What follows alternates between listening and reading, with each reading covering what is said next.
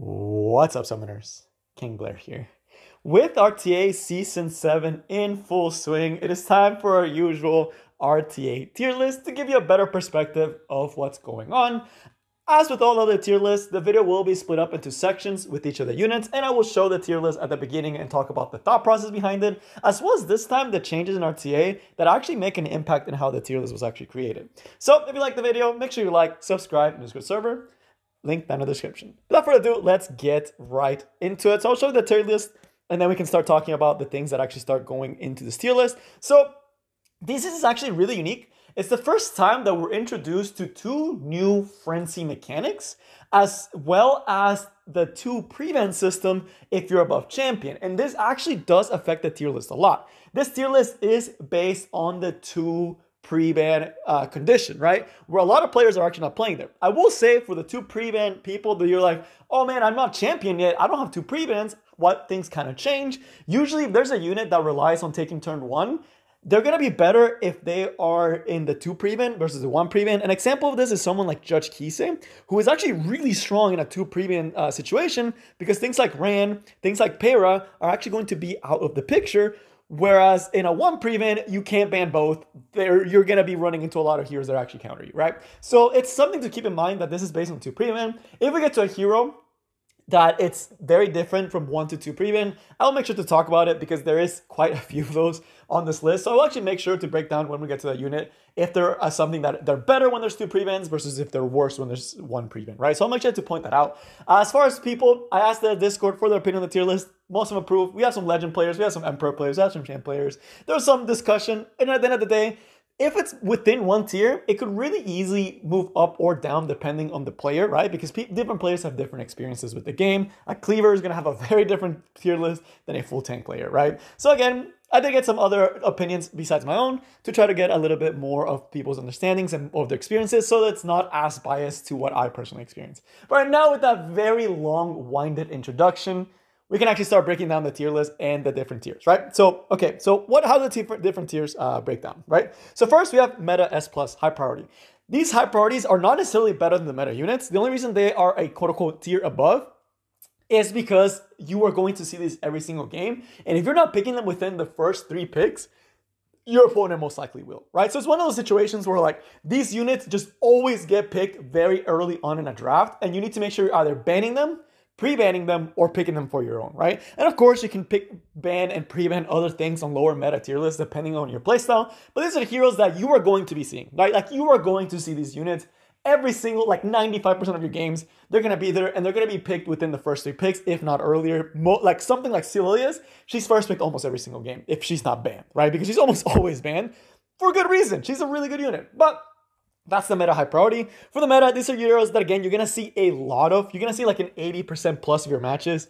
You're going to be seeing the meta units. They're going to be showing up. You need to have answers to them. The strong, these are heroes that you're not going to be seeing as often, but are stronger than some of the meta units in different situations. Just because they're in the strong, again, doesn't necessarily mean that they are not meta. They're not like super powerful. It just means that they're picked a lot less. They're not as widespread. You can't just slap them on almost any single team draft and have pretty good success. They require a little bit more thinking, but they're still really, really strong, and in some situations are better than some meta units, right? Like in the right situations, an Armin is way better than a DN, right? If you're going to get something against anti-cleave, right? So again, take into consideration, again, strong doesn't necessarily mean weaker in the meta, but it's just you're going to see them a lot less, and it's a lot like Zeus's.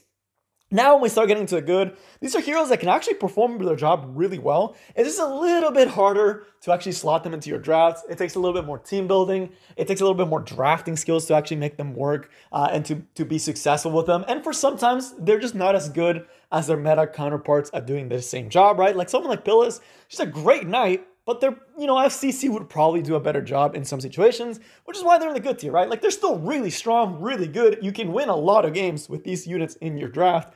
It's just that there usually is going to be a meta unit above them that's better. And then, of course, we have the usable tier. Now, this is the part where we start getting to the point where it's like, okay, you can make this work, right? We can pick these units. We can make them work. We can get wins with them. It's just going to be a little bit harder for you to get those wins. There's probably better units that you could have picked from the meta or the upper tiers. But if you really like those heroes, by all means, you can make them work, right? You can draft a certain type of way to make them stand out. And in some situations, there are players, and we have a person in the Discord who's an Emperor level player that strictly plays from the lower tiers, right? So that's something to keep in mind that, yeah, that does happen. It doesn't mean that they're not usable. It just means that it takes a little bit more work. It takes better gear. It takes a lot of stuff to actually make them shine.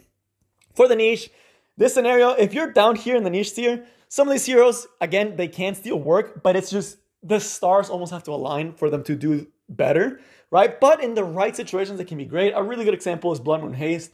In almost any situations, he's not great. But in heavy revive teams against them, he can actually do pretty decent, right? He can actually like show off, right? So that's why he's in the niche tier. Again, there's some of the heroes that, again, in the right perfect situation with the right draft, they can actually pack a little bit of a punch and you can kind of use them. And then here on the fun tier, it's just, if you're using these heroes, you're really just trying to have fun in RTA.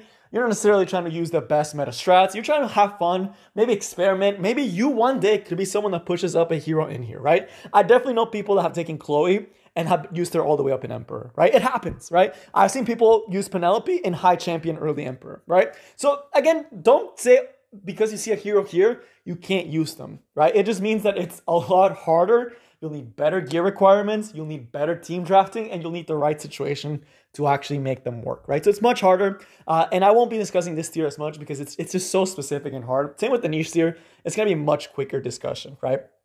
But that's how the tiers are going to be broken down. One thing to note about the overall RTA meta health, if you're in the one prevent system, RTA sucks. I'm sorry to say, it's just true. The one prevent system is a slog. There are so many heroes that are good, but are gatekept by the high priority heroes that since you only have one prevent, you're going to have to fight against these meta units a lot. The meta is not really healthy in the one prevent system. So if you're someone that's trying to climb to champion, this is arguably the hardest point to climb because it's almost a unit and gear check. It's just making sure you have some of the meta units and you have the right gear to be able to climb up, which is very frustrating, but it's just how it is. Once you get to the 2 prevent, surprisingly, actually really healthy meta. Like out of all the metas we've had, it's the most skill, expression, and the widest units that are used, right? There are so many units that can be used. We see cool techs every single week. People right now are using Tomaka, Kairon. So it's actually a very diverse and healthy meta in the 2 prevent, although it's very frustrating at the same time because some of those heroes are incredibly annoying to go against, like Beliant and Solitaria, right? They're just really hard to go against. They're really infuriating. There's still a lot of RNG, but as far as pick drafting, it's actually pretty diverse, right? Which is pretty healthy. But all right, with that super long winded introduction, let's actually start talking about the tiers and why they're there and kind of going over them. So first, let's start with the high priority, the S+ tier. These are heroes that, again, as we mentioned, people are going to be grabbing within the first 3 picks. Robbie, even though with Hua, she's still going to be arguably one of the best bruiser DPSs out there. She fits into so many team compositions. You can bring her in cleave, in aggro, in tank, in bruiser. She's just an incredibly good bruiser DPS, right? She just does everything so well, and the revive late game sustain is so hard to deal with, right? That S3 does so much damage late game. The revive is so hard to deal with. Very strong, flexible unit. You can't really punish this unit really easily, right? She's a very, very hard unit to punish because she's just inherently hard to take down, just a ton of damage, and it's just so reliable. On the other hand, we have Conquer Lilius, who is arguably, I would say, the most pre-ban unit. Why do I say that? Because I never get to use her and my opponent never gets to use her. It almost becomes something that if you are second pick, you have to ban Conquer Lilius. Why? Because if you don't, she is 9 times out of 10 going to get picked as their first pick. Why? She's arguably the best support in the game. She's extremely fast, sets up insane buffs, attack rates the enemy, and just sets up into so much good stuff. And even if you put things like Celine and Dilibet to counter her, which do pretty well into her, she's still getting Vigor buff on her team, and she still has a dual attack at Mach 5 speed. Right? So even at worst case scenario when you're getting countered, she's still bringing all these things to the table, as well as being able to pivot into aggro, pivot into bruiser, pivot into tank, right? Because she fits into every single playstyle because she's just a very solid support unit, right? In Cleave, you can use her with Ida, right? So it's just very, very great unit, hard to counter, and just overall just an incredibly strong support that if they don't deal with, they're gonna lose. Emilia, very similar. Again, the new Soul Weaver buffs made her insane because in the past, one of Emilia's worst counters was getting outsped by an aggro draft and losing. Now it's like you can't really outspeed when she has 15 plus speed, right? Before you'd be able to take like a 260, 270 speed Rylet and be able to take her out. Well, now a 260 Amelia is 275 with the new frenzy changes, making her significantly faster. Along with her fast cycling and her attack buffing, it is really hard to deal with this Amelia, right? She's arguably the best attack support. Her banner is coming pretty soon in the summer. So if you're watching this video right now, make sure you pick up your Amelia. She's actually incredibly strong. Para, on the other hand, is a one-and-all unit. Again, very similar to all these other supports. And you'll notice a lot of the supports and best DPSs are up here, and that's just how it is. But Para, why is she so good? She is an aggro unit, a control unit, a tank, all in one, right? 30% Aureus for the team, better than any Aureus Knight, right? In terms of mitigation. The barrier makes her a 28 KHP unit, right? Because the barrier is just insane. She cycles like Lacey. She controls. She can stun you with S1, right? And she gives attack buff to the team, right? So she does every single role and does every single role well. You know, usually they say master of all trades, jack of all trades, master of none. Nah. Para, it's like master of all trades and knows all of them, right? So she's just a very versatile unit that is really hard to corner her. Again, there are ways to actually punish her. Landy's actually pretty good. Dilibet's actually pretty good at doing that, right? There's a lot of different ways to actually deal with her, but it's just she gives so much versatility early in a draft, which is why so often early picked.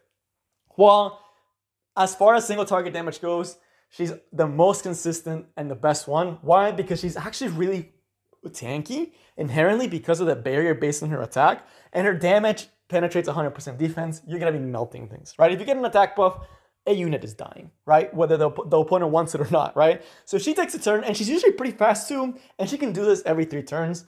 You guys at this point probably know about Hua. It's really hard to deal with her. Operator Cigarette, really good. If you have a really high damage to 51, I've actually gotten to experience this. One of my Emperor friends and I tested it. Man, Operator Cigarette, no attack buff with, assuming your opponent doesn't have Aureus, kills most Huas if it's a well-made Operator Cigarette, right? So she does have counters. Hua does have counters. Getting outsped is probably her biggest counter and getting cleaved. But if in a bruiser or an aggro match, she's just incredibly hard to take down and punishes bruiser teams super duper hard. And a lot of tank players do actually ban her because if you don't, you kind of just lose since you can't actually break through the barrier.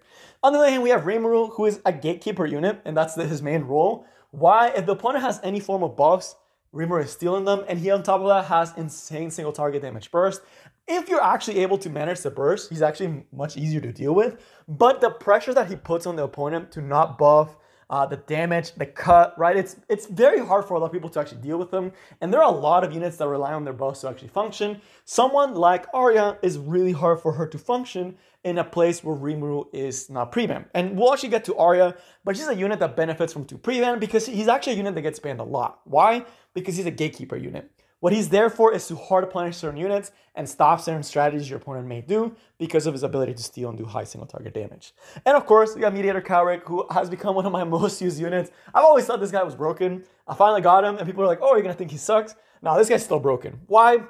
He's a tanky attack buffer that can get through all control, right? And he cycles like crazy. And the barriers, it's just, he does a lot, right? He is susceptible to getting cleaved, right? And high aggro teams can actually deal with him pretty well, right? Like things like Kise, Cowrick, right? These high aggro Para drafts, Ram drafts can actually do a number on first pick Mediator Cowrick. But again, in a bruiser situation, you're giving your team a recycling barrier, you're attack breaking opponents' units, you're setting up attack buff and immunity, you're just keeping your team very healthy, and it is not easy to actually burst them down, right? He's at 240 speed, usually 250, at 28 KHP with like 1.5k defense, right? It's a very bulky unit. You almost always have to leave him last, right? Because he's just such a wall to try to get around. But that is going to be for the priority. These are the units that you'll see get first pick really, really frequently, whether it's because the opponent doesn't have ways to deal with them, or if it's because the opponent, their draft relies on these units, because it's some of the best supports, right? As we mentioned, Para, Emilia, Mediator, they're very good core units. They can transition very quickly. Emilia in particular, because she transitions so easily as well, and Celolius, right? So that's usually why they're S+. Now we get to the meta units, and these units are not as high priority. They will typically be picked as responses, or will be picked 3rd to 5th pick, right? They're usually pretty late picks in a draft, but their damage can be pretty insane, and they're really good DPS is what they do. First, we have Belian. She is the crux of every Cleave player. If you see a Belian ban, I would say 7 out of 10 times, it's probably a Cleaver or an aggro player. The other 3 times is people that want to use Stennin, right? So it's one of those 2 situations where you'll see Belian be banned, and you do have to be wary of why they're banning Belian. Because in a Bruiser versus Bruiser, she's not as strong, she's just very high rolly, right? She very much reminds me of Old Charles, where like if she counters every hit, you're probably losing. But there's a lot of ways to actually deal with her, unless you're someone that's relying on mages or doing a cleave, right? And you don't want to get counter and lose, right? So still very strong, still very hard to deal with, still very potent. Dilibet, arguably one of the best counter pick units in the game. Why? Because she's so good into Celilius, she's so good into Para, she's so good into all these Turan, right? All these aggro options, control options, and she can reverse aggro. And the other thing is that Cleave players have actually started picking her up. Why? The S3 has a CR push now. And one of the Cleave's worst nightmares is going against things like Sage Ball, right? Because Sage Ball is one of the best Cleave counters. But when you put a Dilibet in there, if Sage Ball cuts and does his S2, well, now Dilibet gets a huge CR push and gets to cleanse the team and CR push up even more while doing damage, while resetting cooldowns. And at that point, it's really hard to be able to Sage Ball, right? So it's setting up a situation where she can protect Cleaves, but also counter them. And because of that, it has made her a really solid pick in this current meta. As far as Ida, she pushed Cleave to the next level. She opens so many avenues for such unique teams because she is a high damage unit that allows you to go more support heavy, right? Or miss the DPS. She's kind of like she's the new Sedum, right? Before Sedum used to hold her slot, but Sedum could only kill one unit. Well, Ida can kill the whole team, push the team back, push your team up, and stun, right? She just does a lot, and she has such good synergy with a lot of non-attack heroes that it makes her an incredibly potent unit, very hard to deal with in a Cleave draft, often the unit that you do have to end up banning. Fallen Cecilia, tried and true. This unit just does not die, no matter how many counters they put out there. Why? It's just really, at the end of the day, she makes team incredibly tanky. Cleavers do actually ban her quite often. Aggro players do have Operator Secrets to try to deal with her, but again, one unit cannot completely block out Fallen Cecilia. She just makes stealth drafts, Stana, Akali, all these different high damage drafts tanky. You can have just Fallen Cecilia and like 3 other DPS, and it will feel like you're fighting a wall, right? Just because that's how good of a knight Fallen Cecilia is. Still the best defensive knight in the game. Then we actually have Landy, who the reason why she's actually so potent is primarily because of how many buffs there still are, as well as Guiding Light. Guiding Light actually being the reason why Landy is this high up, because without Guiding Light, she would actually lose a lot, right? To Rimuru, to Hua, to all these different heavy single target damage units. But with Guiding Light, she actually can dodge Hua. So her matchup into Hua is not terrible. You can actually still beat the team. It's just hard to actually kill the Hua. Oh yeah, that's the change in RTA, because she doesn't do as much damage because of the 30% mitigation, right?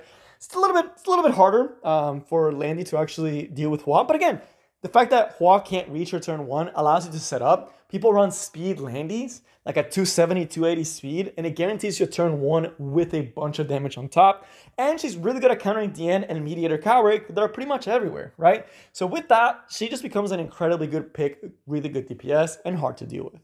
Then we move on to Solitaria, who is arguably my least favorite unit in the game to actually go against. Oh man, I have a lot of choice words for this unit. I think she's very annoying, even though she doesn't actively win the game, but she does in a way, right? So what she essentially is doing is a heavy control unit, single target control, stops focus like units like Ameru. She can stop them in their tracks. Even things like Violet, right? She can just stop them in their tracks, and she's able to just put so many debuffs that it makes you not be able to play the game. She is tried and true one of the best control units and single-handedly carrying control along with AOL, right? Those two are carrying the control playstyle to their limits. Solitaria is a one-unit control team, right? Just Solitaria alone, you can get stuns, you can get strips, you can get slowdowns, you can get blinds, you can get attack breaks, right? You can get so many things off of one freaking unit, dude. And on top of that, she actually does pretty good poke damage, and she stealths herself, so she's not easy to actually take down. She's arguably one of the best units. That unit is so hard to deal with. If you ever go against a Solitaria player, make sure to Rasla for me, because it is such a frustrating unit to go against. Again, she can lose to high DPS drafts that can outspeed her, or to units that can actually strip her reliably. But again, That's not always accessible, and there are some really annoying teams out there where it's solo DPS Solitaria, where you just win off of her AoE damage, right? Very frustrating. Does she have counters? Absolutely. Lormia being one of them. But again, if you don't have the counters, it's very infuriating to play against, and most of the time the unit you're going to be post-banning.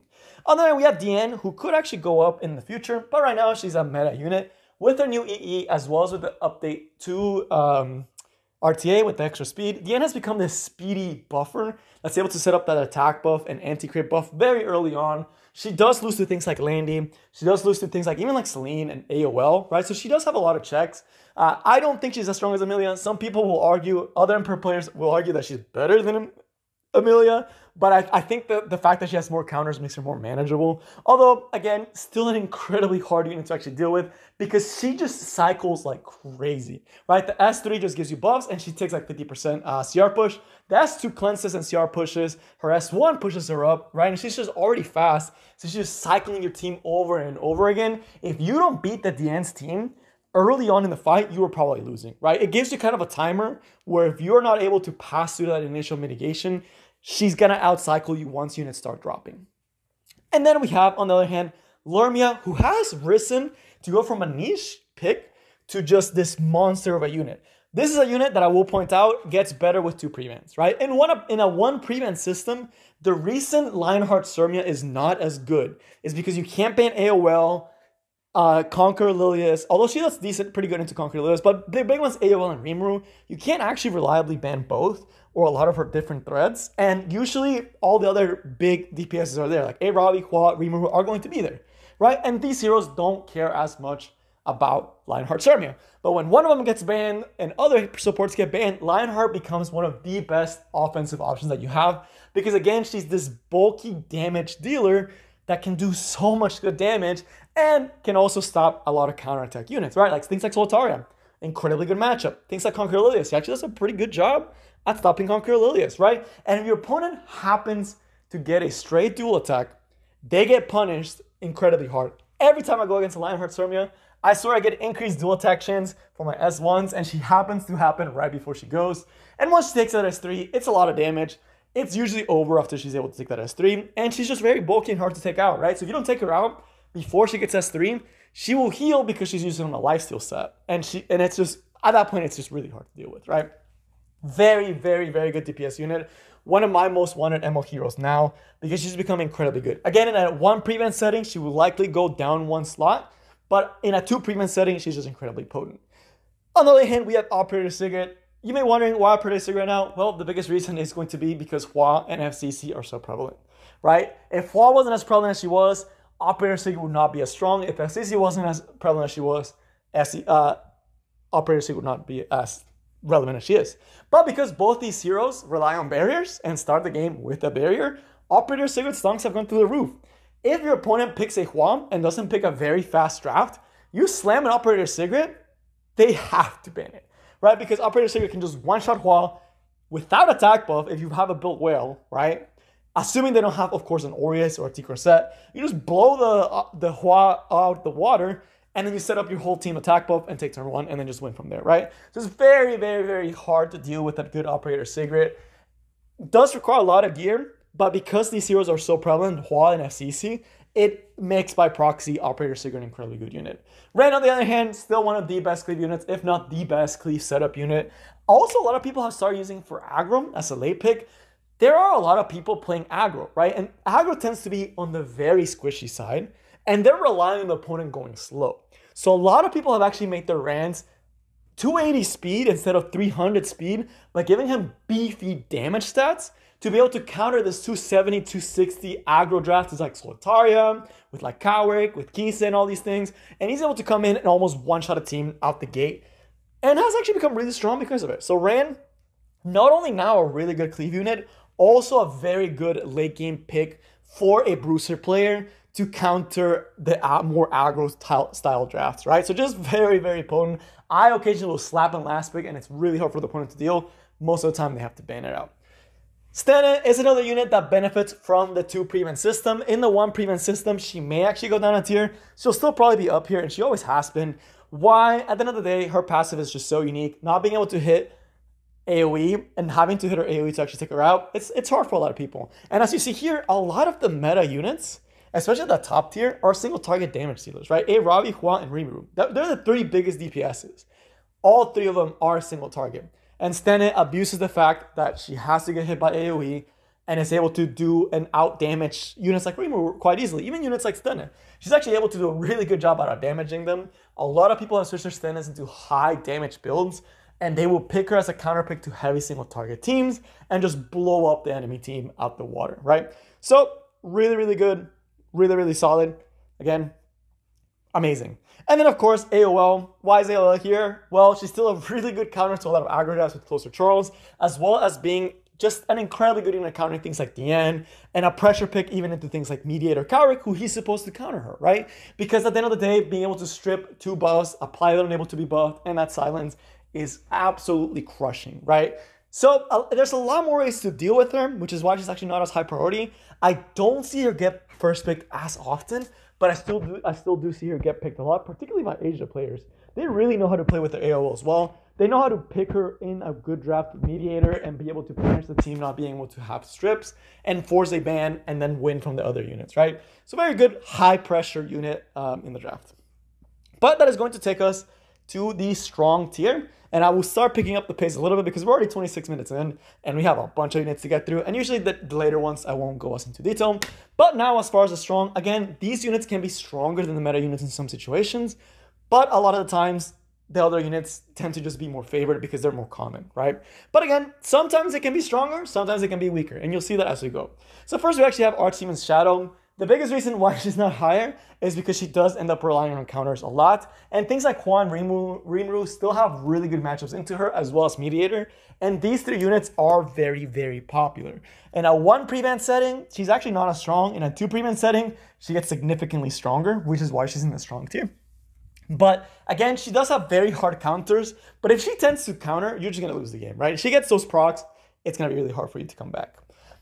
On the other hand, we have Celine. Again, there's non-attack skills all over the place, whether it's AOL, Mediator Cowrick, Conqueror Lilius, right? There's a lot of non-attack skills, Diane and Amelia being the bigger ones, that she actually has started to shine, especially because of the EE, right? The EE has really, really helped her in the buffs to be able to actually be a menace to these type of enemies, being able to hit with that nice little S2 and then take the turn. A lot of the times, honestly, just wins the game straight right there. And then she's a very high gear requirement unit. I built mine, and it's still like I need to get her better gear, right? And I have pretty decent gear on mine, right? But it's not enough, right? She needs to have like the highest level of gear to be able to be this menace to non-attack skill teams. Most of the time, she ends up getting banned. But again, very, very high pressure pick. And when she's in a team, she really does put a lot of pressure. If she's too slow, though, she tends to get outsped by a lot of different units, and it makes it a little bit harder for her to come back. On the other hand, we have Sage Ball. Premier Anti-Cleave, right? He's a Premier Anti-Cleave unit. He now usually runs on the ER artifact, the Guild Wars artifact, because it gives him so much ER that he's able to resist things like Payram, right? That's the biggest reason. This does make him actually lose more to Acid and to units that can actually one-shot him, like Pavel, because in the past he used to actually be improved. So he's more of like the new Cleave counter because of the ER, but you actually will lose to the old traditional Cleave just because a lot of the times they have the damage to actually take care of him, right? But for the most part, Premier Anti-Cleave unit, really, really good. Even Anti-Aggro, I occasionally pick him to be able to sleep the opponent, give myself a critical turn to actually be able to beat the opponent. On the other hand, Watcher Shuri, insane single target damage and a speed imprint. If it wasn't for the speed imprint, he wouldn't be this high. But because he does give a nice little speed imprint, it makes Cleave significantly harder to actually outspeed. Closer Charles, the best pivot unit in the game. I have like almost a 0% win rate against this guy. Why? Usually she's picked with things like Para or even with Operator Sigurd or Amelia, right? Where you have a draft that starts off aggro, right? And usually with the 2 prevents, you prevent some of his counters. And late game picks, as you're like tanking down, bruisering down, and pick your supports, they'll slam Closer Charles, and it's just like, man, what am I supposed to do in this situation? They're guaranteed attack buff. They have like very high single target damage skill units like Hua, right? And then they have Closer Charles to set up for them, and another setup unit, and it's just like, man, I can't do anything, right? So it's very, very, very hard to deal with the Closer Charles pivot draft. He's another unit that does benefit a lot from the 2 prevent system. In a 1 prevent system, there are tons of units that actually counter him. Rimuru, Elena, AOL, which means that you can't reliably pick them as well as you can higher up, because usually in 2 pre-ban, Conquer Lilias is gone and Rimuru is often gone, right? Those are two of his biggest counters, right? Secure the Payra, and then you can even ban the other Rand, so now you have Rand ban, and then it's like, who's going to outspeed you, A, and B, who's going to try to deal with you, right? It would have to be something like Elena, right? So very, very, very potent character, very high skill expression, great unit. And that's going to take us to Cowrick, who again, very high single target damage, super good into Cowrick. I've actually started into Mediator Cowrick. I've actually started using my Cowrick a lot more recently. I actually ended up building him and giving him some of my best DPS gear, and he's performed incredibly. Because a lot of people, again, as we mentioned, go these mid-speed bruisers, like 240, 250 speed, that rely on Mediator taking turn 1 or rely on their AOL, like slower AOLs, to set up for them. You slam a Cowrick in there, and it's just like, what do we do now, right? They just reset him, we lose the game, right? And he just does such good damage, right? Again, another unit that requires high investment, but if you do give it to him, he tends to do a really good job. Then we have Judge Kise, who a lot of people are sleeping on still, but I have 0% win rate against this unit. She's just incredibly hard to deal with in a 2 prevent setting. Again, in a 1 prevent setting, Jugs is not great. Why? There are so many counters to Jugs that you can't actually deal with them all in a 1 prevent setting, right? There's Rain, Payra, FCC, right? Like there's a lot, right? But in a 2 prevent setting where you can actually ban the Ran or ban the Payra, depending which one you don't want to go against, she becomes significantly hard to deal with, or even banning the Fallen Cecilia, right?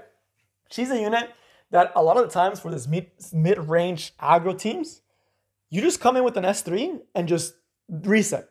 GG. You just win off of the reset, right? Like Mediator, no cooldowns. What do I do, right? You just lose, right? And I actually often do see her paired with Closer Charles, because them two together, it's a reset, push-up, attack buff. Ooh, it's such a good team. And a lot of players actually do end up using Judge Kise. But again, it's a high skill unit. You need to have really good skill to actually make her work well. And sometimes it does require certain pre-bans for you to try to do that. On that, Kise, very similar to Cowrick, punishes a lot of the current meta.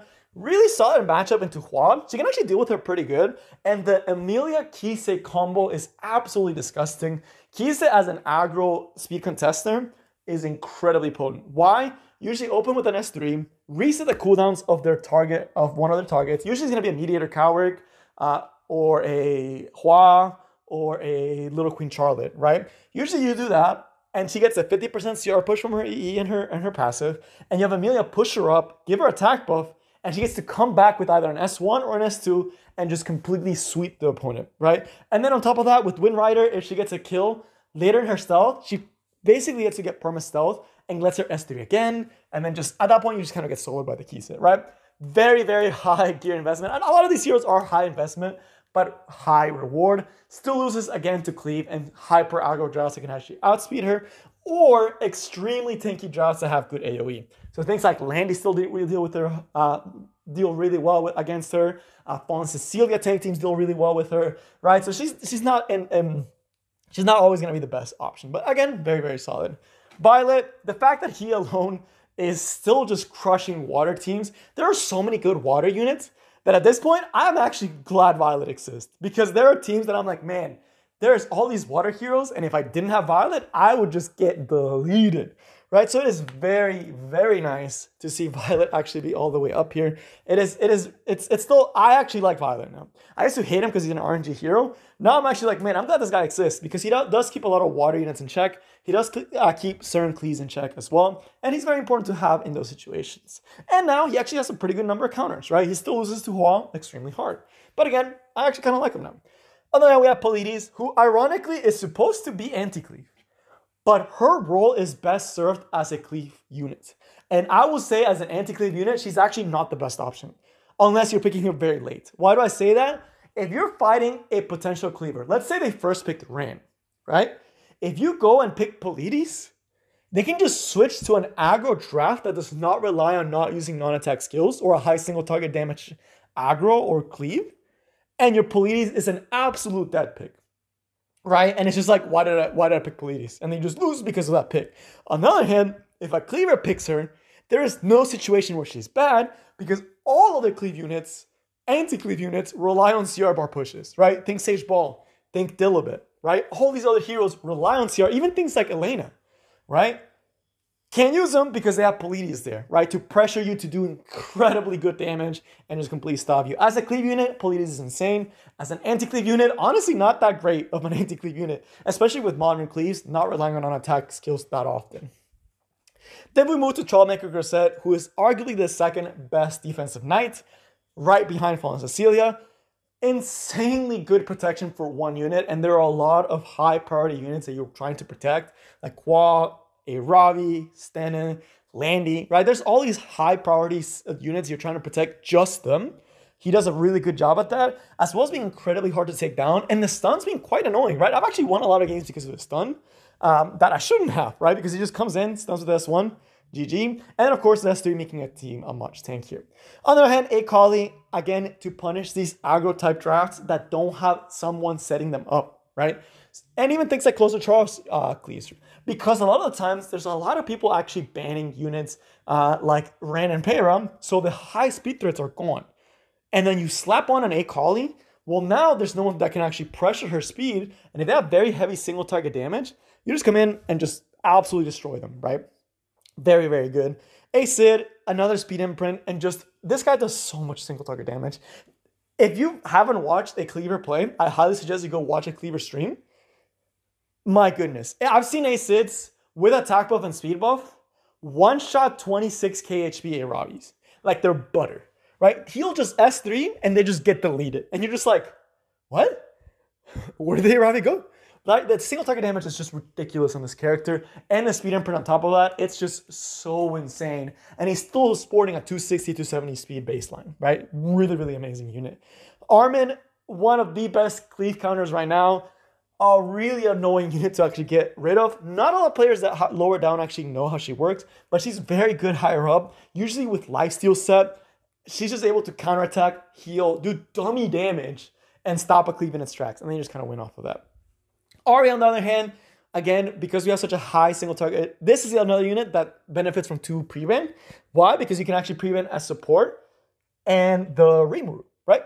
And the Rimuru being the bigger one, right? Because if no Rimuru, there's not that many counters or Rimuru and AOL, right? If you're able to ban both really solid prevents, or if they're not picked and you late pick Arya, she punishes single target teams extremely hard and can solo teams on her own, right? Once she sets up that counter buff, it is usually GG for a lot of players. And it's a video about her will be coming up this Monday, actually going more into detail about her and how she functions. So stay tuned for that, but really, really, really solid unit.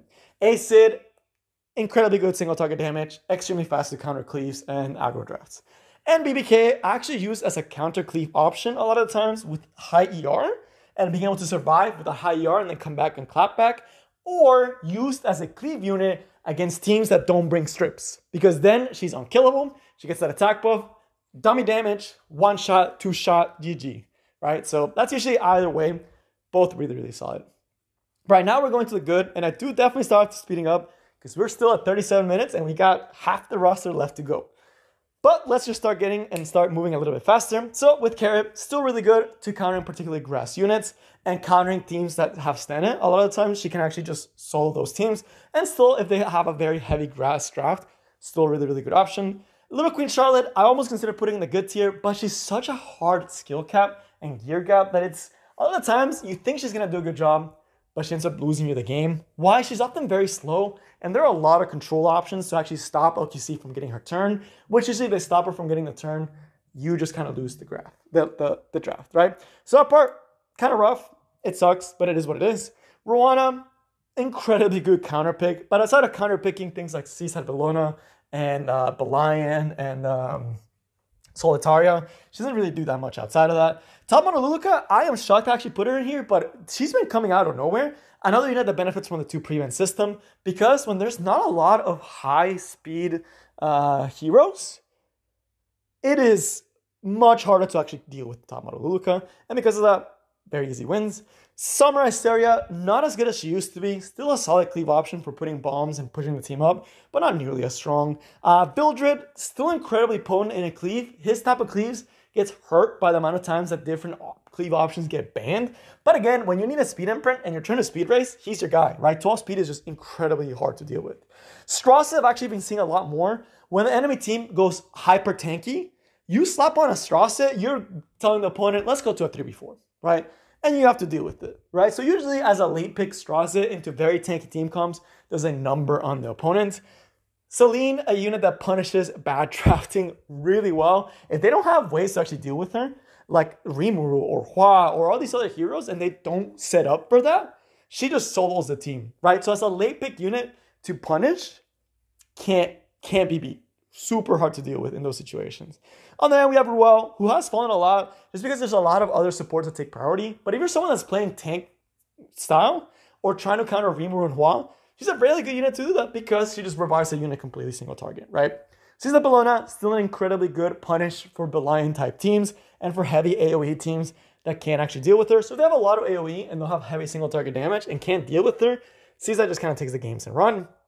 Rylet, much weaker because of how strong Solitaria has become. But again, pretty decent. You know, he's still got the dodges. Lifesteal build's still good. Speed build can still function. It's just much harder for him to deal in an environment where Solitaria is as used as often, as well as all the counter units to single target draft existing. He's still incredibly potent as a speed unit with Closer Charles in an aggro draft, and as a lifesteal unit with Troublemaker Corset can actually have some relative success, but at the end of the day, it's live and die by the RNG a lot of the times.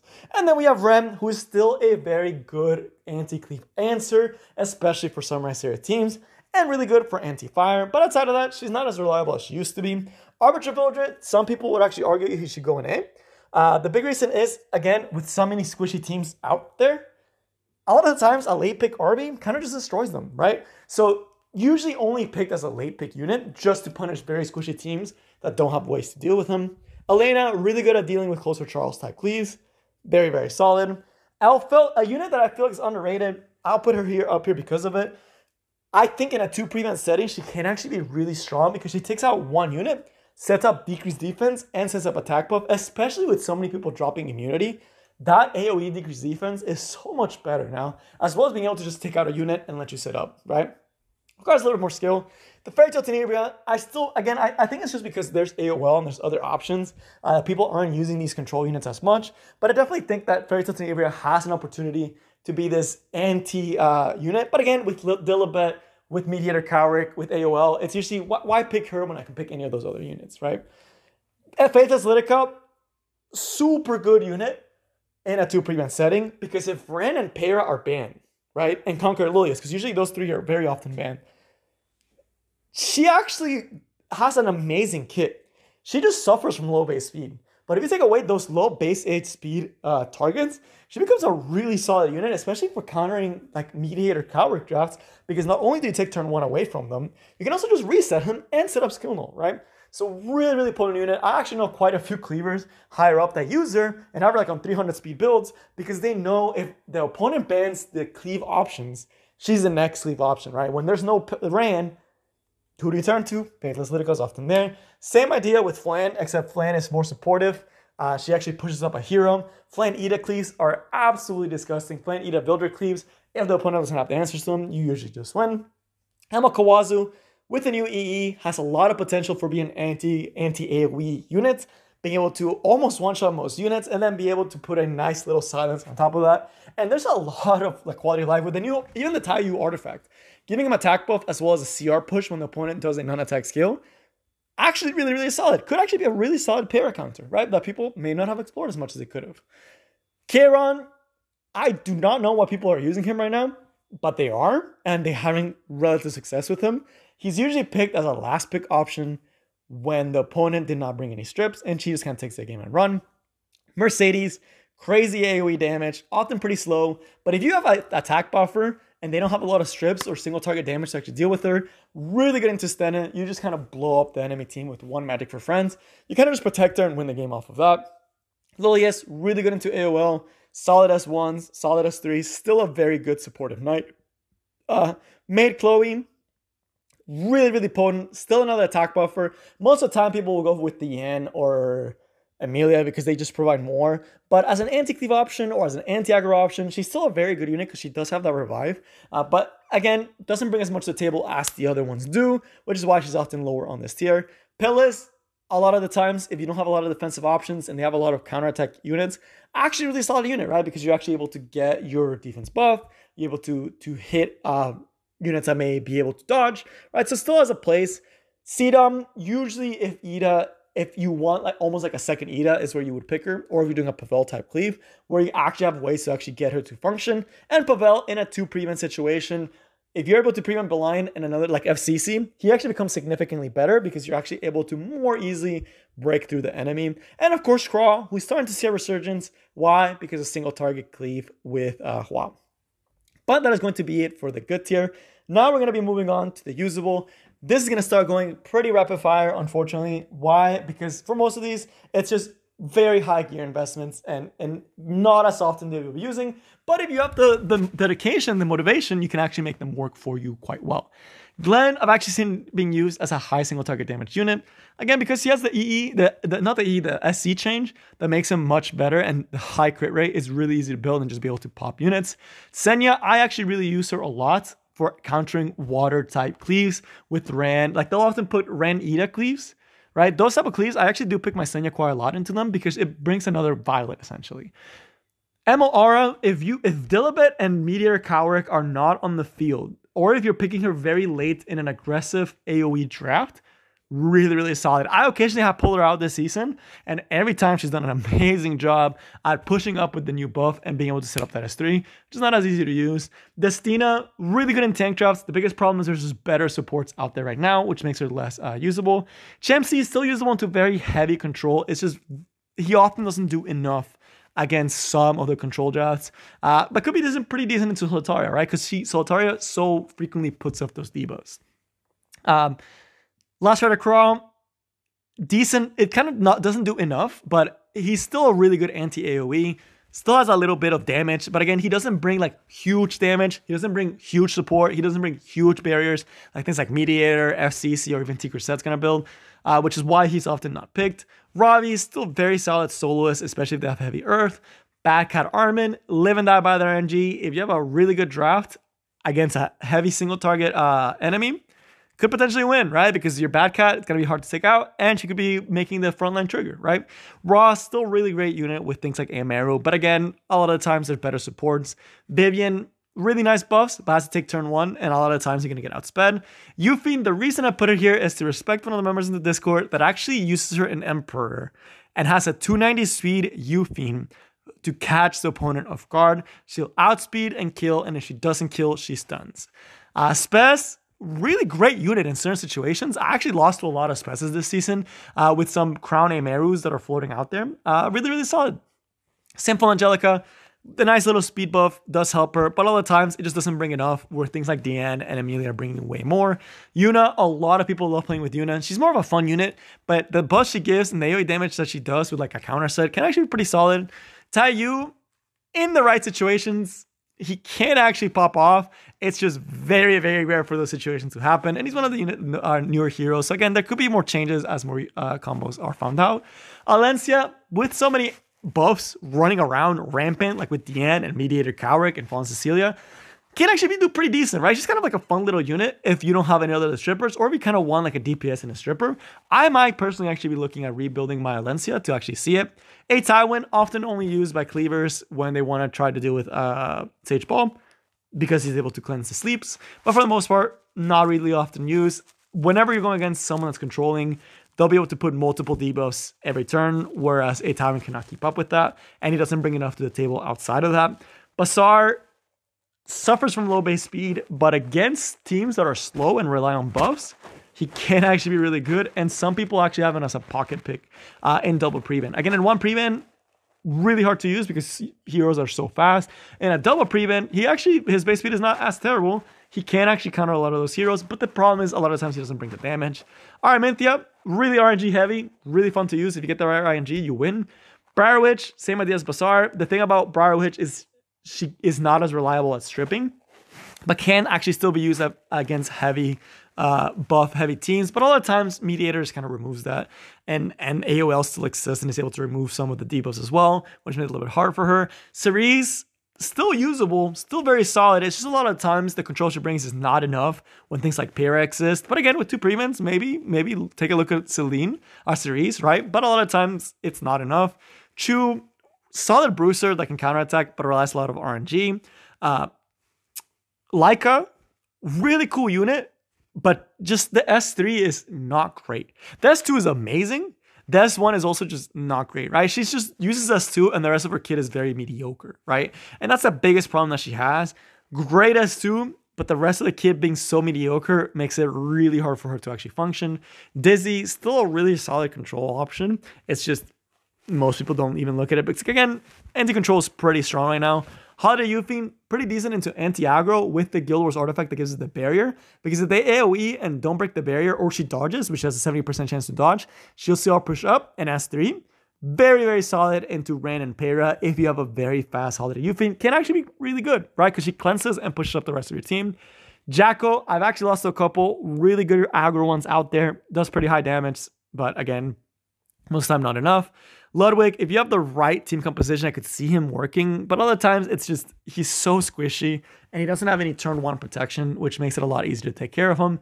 Milim against Landy can actually work pretty well, but Landy's being so fast has made Milim's gear requirements harder, and if you're making her squishier, it's much easier for people to kill her afterwards, which makes her a lot less valuable. Mortilix, really, really good against low damage teams. I've actually lost to a couple of them because I did not bring enough damage and he was able to run the game rampant. Pretty good matchup into A Ravi as well, which is pretty crazy to think about. Pyroflan, again, there's just so much anti-control, and the fact she doesn't strip makes it really hard for her to set up, and she doesn't instantly pop the bombs. You don't get that instant gratification with her kit, which makes it a lot harder. Sahak, very, very solid into A Ravi and Riley, and a lot of people have been looking at him again with the new EE. But other times, just such high gear requirements. At that point, it's just better to build a Keys or a Cowrick. Mursa, speed imprint, can dodge. It's just the 3-star base stats really hurt her. Bakini Kluri, again, she's still really good and really annoying, but you live and die by 15%, and a lot of the times that's enough, especially because you don't bring as much to the table after that.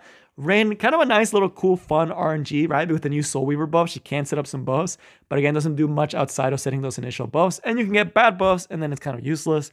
Christy, really good for anti-control. It's just usually like her base stats are horrendous, which is really sad because her kit's really good.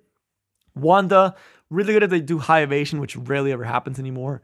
Momo, again, into heavy control. If Mediator's banned, which does happen a lot, and you don't have a Dilibet, can be a decent option. Tempest Surin, some people have played around with the Secret Sword Storm to be a counter to Cleave because she does get inherently 30% CR push. And actually has relatively good success, right? Which is why I actually think, you know, maybe a pretty decent unit. But again, for the most part, very easy to kill with all the counters and skills that are out there. She doesn't also do that much damage compared to other DPSs right now. Shuri, 12 speed imprint is incredibly good. If you don't have a max imprint Vildred and you're trying to speed race, or if someone's trying to speed race you, and outspeeding just wins you the game, really good in situations. Perg is kind of a fun unit. It's kind of like an Earth Rem, and a lot of people do use them kind of to counter those Ida type drafts, because if they hit him and he counterattacks, it could stun, and it's GG. General Pergus, still an attack buffer, still bulky, still decent. Kitty Clarissa, I actually know a Emperor player that's been testing her out. Why? To counter control drafts, because she has very high ER with her EE and her base stats. Crimson Armin kind of dropped a lot because of Hua, but still a very annoying good tank. Could even go higher in B. It's just every time that she goes, there's just so much single target damage. And the fact that things like Trollmaker Set provide more makes her not as valuable. And of course, Blaze Dingo, I still see people trying him out, having fun with them, and being the AoE. But now to the niche, these are just heroes that the stars have to align for them. I'm not going to go over every single one. I'll just go over some key ones. So again, there's so many, and we're almost 1 hour in. But going over the key ones that I've actually seen and can actually tell you a little bit, I'll go over them very briefly. Blood Moon Haste, again, there are some players that still, against Maid Chloe and Arbiter Villager Drafts, it does show up where he actually could do pretty good. It's just very few times that will actually happen. Martial Artist Ken, there are some teams that don't have the damage to actually deal with them, and he can actually take the game running into those teams, especially Ida Cleaves, right? He actually does pretty decent into Ida Cleave, just because he's actually able to counterattack Ida both times. But a lot of the times, they're usually able to either land the debos or he just doesn't do enough damage. The other one I want to point out is going to be Destitute Basar. I think he has potential, but it's just cleave aggro is not as popular. Pair at cleave is not as common. But the new Soul Weaver change, I definitely do think that people may be overlooking him. I could see him go up in the future. It's just a lot of people don't want to put their best speed gear on him, right? But I think like a 290 speed DJ Basara is not out of the realm of possibility. And I think it definitely has potential to counter certain teams. It's just a lot of times people prefer to take Mediator Coward. But definitely unit has potential, right? Especially like a Katya, like a gacha type of unit, because people are not going to expect the 290 speed DJ Basar to come in, cut, and just kill, right? So I definitely see some potential there for her. Lidica, I have seen people that put their best gear in Lidica and have some relative success because she's a really solid speed contester unit, especially with great base speed and a lot of the higher speed units getting banned. Can actually be pretty decent into those closer Charles type drafts, but just the requirements for the gear are just incredibly potent. Lilibet, actually used again by the Emperor player. If you go to the Discord and talk to Dark Ruler Joe, man, he has some really cool takes on the game, and he makes some units that I'm like, this unit sucks. He makes them work, right? So this is a unit that a little bit you might want to ask him. He has really good success with her. Really solid units what she does. Let me see. Hasol I've actually lost to, if you, very specific scenario, but if you have like Belian and Ameru and all these counterattack units, High Hasol actually is pretty decent. Gloomy Rain, another unit that Dark Ruler Joe has made me reconsider. Why? Because she's actually like a second champ C that gives a speed imprint, right? So, or not speed imprint. It's just like another champ C, except she gives it to the whole enemy team when she takes out the debuffs. So pretty cool. Camilla speed imprint, Asuran speed imprint. That's the main reason they are there. Then yeah. And then of course, Magic School Doris can be decent, right? Because of the defense buffs. So that one is just like a few highlights. That the other ones, pretty much units that I definitely can see working. It's just they require such specific scenarios that is most likely not going to happen. And then of course, for fun, if you're trying to make these units work, you're bigger brain than I am, or you're just trying to have fun in RTA, which can actually be done now, right? With double prevent, you can actually prevent a lot of the gatekeeper units, and you can definitely have fun with some of the units, particularly Penelope. I honestly should put her up here. I actually don't think she's that bad. But yeah, outside of that, I mean, those heroes, if you're trying to use them, it's just because you're trying to have fun in the game, which is fine, right? It's just you're not going to be getting as much wins because they're not going to be performing as good as the meta heroes. But hopefully that gives you some good insight into the current RTA meta. Hopefully you're able to have some fun in RTA. I'm sorry if you're still in the one prevent system. I think the one prevent system is terrible, and I'm so glad we're in a two prevent system now. But again, pretty diverse meta. I'm pretty happy with it. I'm not particularly pushing for Emperor. I'm just trying to have fun, and I've been having a lot of fun, right? So that's the important part. But that's all I got for you guys today, and I will see you next time. Peace.